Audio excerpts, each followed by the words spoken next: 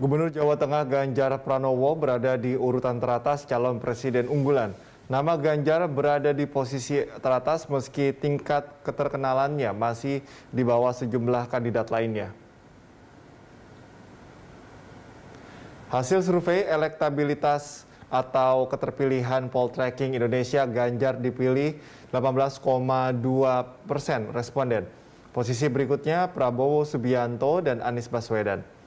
Nama berikutnya berada di bawah 10%, dimulai dari Ridwan Kamil dengan 2,4%. Di peringkat 5 hingga 8 berturut-turut berada nama Khofifah Indar Parawansa, Sandiaga Uno, Puan Maharani, dan Agus Harimurti Yudhoyono atau AHY. Survei dilakukan 3 hingga 10 Oktober 2021 terhadap 1.200 responden dengan margin of error kurang lebih 2,8% dengan tingkat kepercayaan 95%. Temuan tersebut tidak jauh berbeda dari hasil survei dengan simulasi 15 nama alias pernyataan tertutup. Sosok Ganjar, Prabowo, dan Anies masih menempati posisi 3 teratas. Capaian Ganjar didapat saat tingkat keterkenalannya bukan yang tertinggi.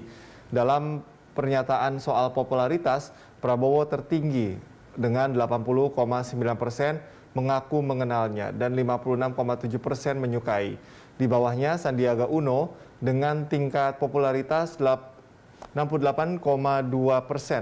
dari 51,5% menyukai. Lalu Anies Baswedan dengan popularitas 67,2% dan tingkat kesukaan publik 44,8%.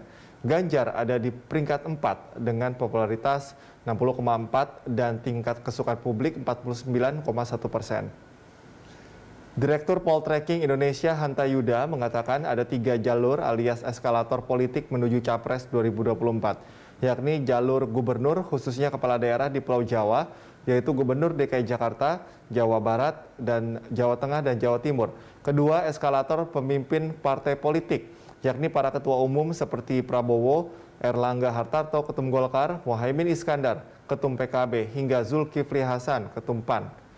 Ketiga, eskalator politik menuju 2024 adalah menteri di Kabinet Indonesia Maju, meskipun angkanya tidak setinggi gubernur.